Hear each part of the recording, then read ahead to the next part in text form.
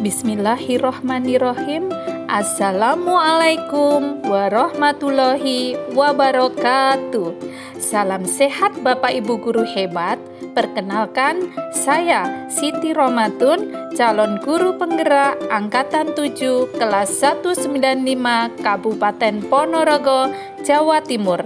Dengan fasilitator Bapak Dr. Andes Budi Eko Cahyono MPD dan pengajar praktik Ibu Fitriah Kusnitasari Nurleta SPD. Pada kesempatan kali ini, saya akan menyampaikan koneksi antar materi, kesimpulan dan refleksi pemikiran Ki Hajar Dewantara. Adapun materi yang sudah saya pelajari pada modul 1.1 yaitu tentang filosofi pendidikan Ki Hajar Dewantara, yaitu 1. Tujuan pendidikan. Menurut Ki Hajar Dewantara, tujuan dari pendidikan adalah menuntun segala kodrat yang ada pada anak agar mereka dapat mencapai keselamatan dan kebahagiaan yang setinggi-tingginya baik sebagai manusia maupun sebagai anggota masyarakat. Setiap anak memiliki kodratnya masing-masing dan pendidikan tidak dapat merubah kodrat tersebut. Namun, pendidikan dapat menuntun kekuatan pada diri anak agar dapat memperbaiki lakunya, bukan dasarnya, hidup, dan tumbuhnya. Yang kedua, mengenai semboyan Ki Hajar Dewantara, yaitu Engarso Sung Tulodo. Di depan memberi contoh yang baik.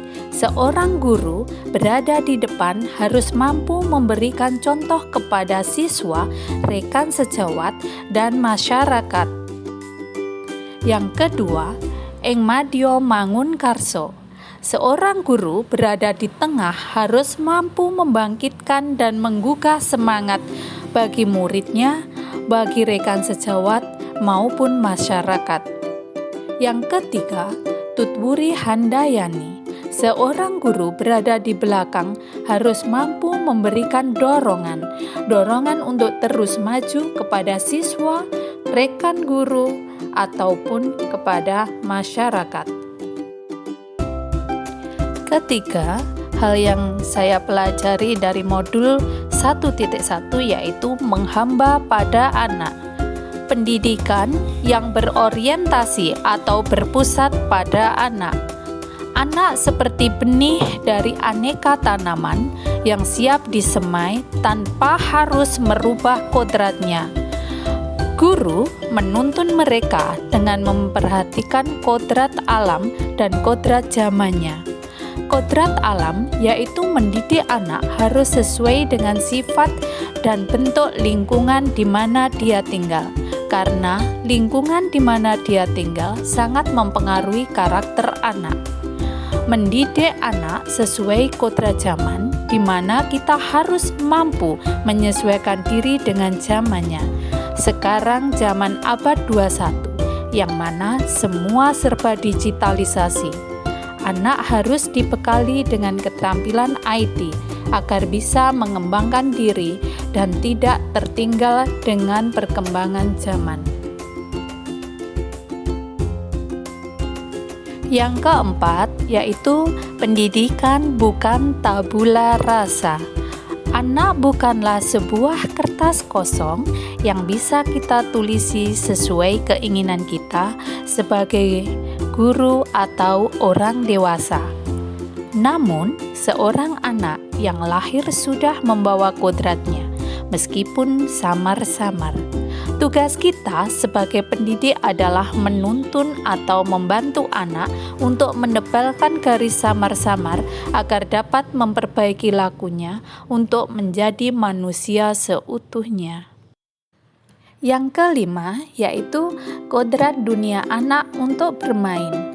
Anak-anak pasti sangat suka bermain, karena bermain adalah dunia mereka. Oleh karena itu, permainan anak bisa menjadi bagian dari proses pembelajaran. Proses kegiatan belajar mengajar menggunakan metode permainan atau menggunakan media ajar berupa mainan pasti akan sangat disukai oleh anak-anak. Jika anak sudah menyukai dan merasa senang, maka tujuan dari pembelajaran akan mudah tercapai. Dan yang keenam adalah hal yang saya pelajari dari modul 1.1, yaitu budi pekerti. Budi merupakan pikiran, perasaan, kehendak, atau kemauan. Pekerti merupakan tenaga. Jadi, budi pekerti merupakan pikiran, perasaan, kehendak, atau kemauan untuk menghasilkan cipta, rasa, karsa, karya, dan tenaga untuk mencapai keseimbangan dan keselarasan hidup. Sedangkan untuk refleksi pemikiran Ki Hajar Dewantara, saya menggunakan pertanyaan pemantik refleksi terhadap pemikiran Ki Hajar Dewantara. Yang pertama, apa yang Anda percaya tentang murid dan pembelajaran di kelas sebelum Anda mempelajari modul 1.1? Yang kedua, apa yang berubah dari pemikiran atau perilaku Anda setelah mempelajari modul 1.1? Yang ketiga, apa yang dapat segera Anda terapkan lebih baik agar kelas Anda mencerminkan pemikiran Ki Hajar Dewantara? Penerapan pembelajaran yang berorientasi pada anak. Hal-hal dari pertanyaan pemantik tersebut akan saya jabarkan di sini. Yang pertama, apa yang Anda percaya tentang murid dan pembelajaran di kelas sebelum Anda mempelajari modul 1.1? Yang pertama, sebelum mempelajari modul 1.1 tentang filosofi Ki Hajar Dewantara, saya mengumpamakan bahwa siswa adalah sebuah kertas kosong yang siap saya warnai apapun sesuai keinginan saya, tanpa memikirkan anak suka atau tidak suka. Yang kedua, pemikiran saya bahwa seorang guru adalah pusat dari sebuah pembelajaran dan siswa sebagai objek siap menerima pengetahuan yang ditransfer oleh seorang guru. Suka atau tidak suka, mereka harus melakukan perintah guru. Yang ketiga, target dari pembelajaran adalah selesainya materi pelajaran tepat waktu dan nilai anak-anak tercapai di atas KKM. Yang keempat, mengesampingkan kodrat anak dalam proses pembelajaran di kelas. Dari pertanyaan pemantik yang kedua, apa yang berubah dari pemikiran atau perilaku Anda setelah mempelajari modul ini? Saya mulai memperbaiki dan merubah pola pikir serta cara pandang saya bahwa siswa adalah sebuah subjek dan bukan objek dalam pendidikan.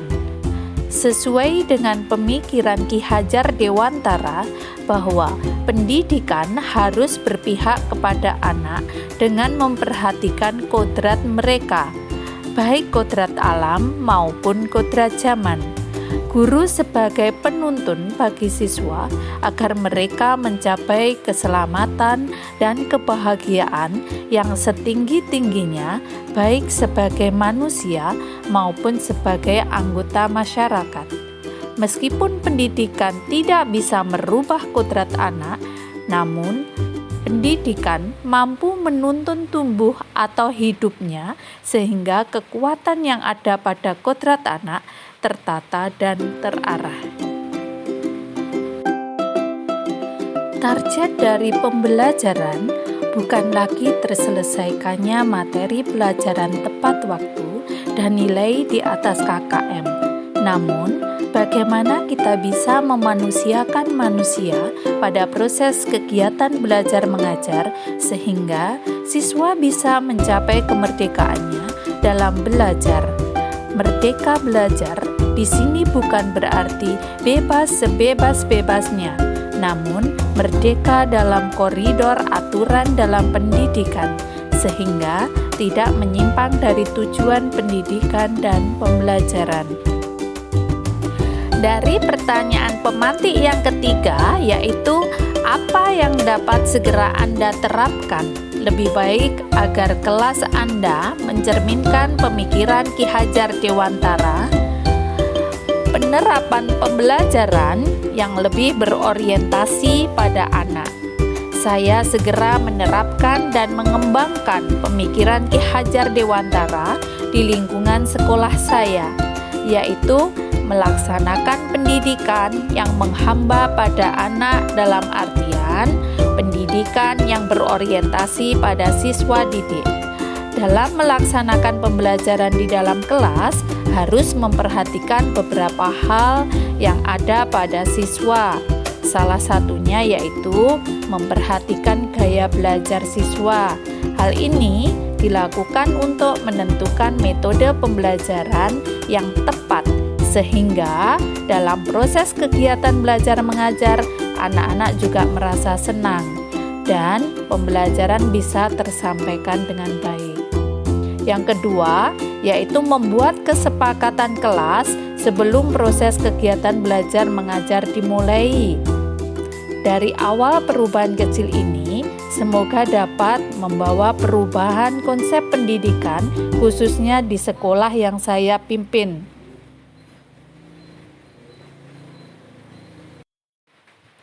Penerapan pemikiran Ki Hajar Dewantara di lingkungan sekolah, salah satunya yaitu mengajar siswa lebih mencintai lingkungan, baik lingkungan alam maupun lingkungan masyarakat.